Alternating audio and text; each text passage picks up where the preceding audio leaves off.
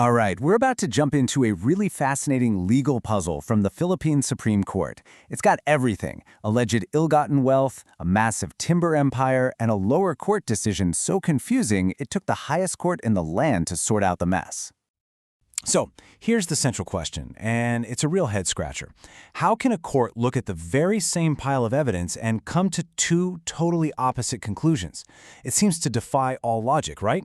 Let's unpack how something like that could even happen. So this whole story starts not at the Supreme Court, but actually one level down, at a special anti-graft court called the Sandigan Bayan. And this is where a truly baffling decision was handed down. Okay, so on the one hand, the court looked at all the government's evidence and said, yep, there's enough here. They found what's called a prima facie case, which, is just a fancy legal way of saying that, on first impression, the evidence is credible enough to move forward. They decided the signs of fraud were strong enough to justify a full-blown trial. Seems pretty straightforward so far. But here's where it gets weird. The government also asked the court to freeze the assets, to make sure they couldn't be sold off or hidden while the trial was going on. And on this point, the same court, looking at the same evidence, said, nope, they ruled the evidence of fraud was not strong enough to justify freezing the assets. So wait, the evidence was strong enough, but at the same time, not strong enough? How is that even possible? To really get how a court could tie itself into such a knot, we've got to rewind to the beginning. Because this case wasn't about some small amount of money. We're talking about a huge empire allegedly built on timber, political power, and corruption.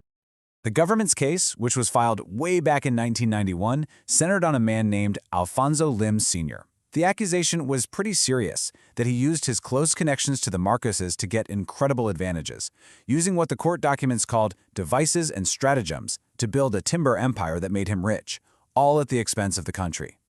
And when I say a massive empire, I am not kidding. The total area of timber concessions that Lim and his companies allegedly controlled was a jaw-dropping 533,880 hectares.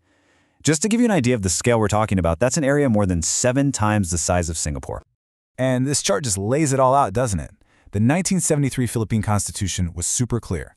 No single corporation could hold more than 100,000 hectares of timber concessions.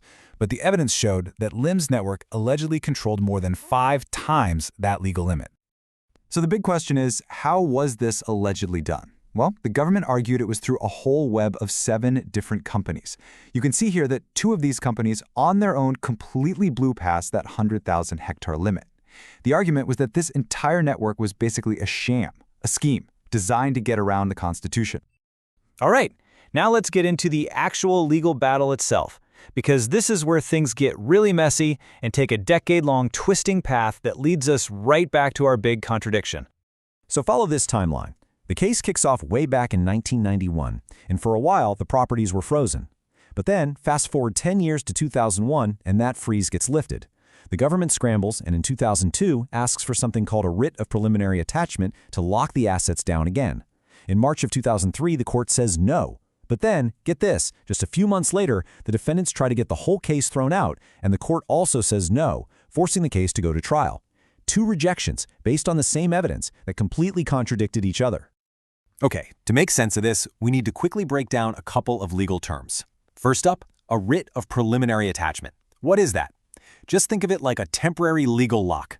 The court steps in to make sure the property at the center of a lawsuit can't just disappear. That way, if the person suing eventually wins, there's actually something left to collect. And to get one in a case like this, you have to show there's evidence of fraud. And then there's this thing called a demurrer to evidence. This is a move the defendant makes after the other side presents all its evidence. They basically stand up and tell the judge, look, even if you believe every single thing they just said, it's still not enough to legally prove their case, so just dismiss it right now. It's essentially them saying, so what, to all the evidence. So you can imagine, the Republic of the Philippines was in a totally bizarre spot. The lower court had just told them their evidence of fraud was too weak for a temporary lock, but strong enough for a full trial. Completely frustrated, they took this whole puzzle up to the Supreme Court, which, thankfully, had a very clear answer. The Supreme Court used one single, perfect word to describe the lower court's logic: incongruous. It just means out of place, inconsistent, something that doesn't fit. You could tell the highest court was, let's just say, not very impressed with the reasoning. I mean, just look at this. This is the contradiction laid out plain as day. To force a trial, the court said there was prima facie evidence to support the charges, but to freeze the assets, it called that same evidence bare allegations that were not sufficient. It just can't be both. So the Supreme Court broke it down with this really simple, clean logic. Let's walk through it. Step 1. A demurred challenges if the fraud evidence is good enough for a trial. Step 2. By denying that demur, the court is literally saying, yes, this evidence of fraud is sufficient. Step 3. Now, what does the writ of attachment need? Evidence of fraud. So, step 4 is the unavoidable conclusion. If the evidence was strong enough for the trial, it absolutely has to be strong enough for the writ. The standard was met, the asset should have been frozen. Simple as that. Okay, puzzle solved. The contradiction is explained. But you might be wondering, why does this, kind of technical ruling from back in 2009 still matter today? What's the big takeaway here? Well, this decision is a really big deal for a few reasons.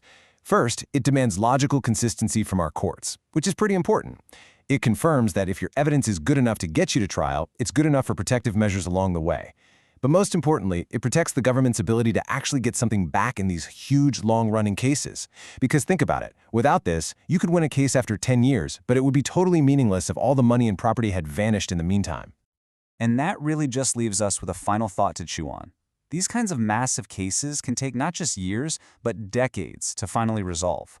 And what this story shows so clearly is that the fight for justice isn't just about winning in the end. It's also about having the tools to make sure there's still something left to fight for when that final day comes.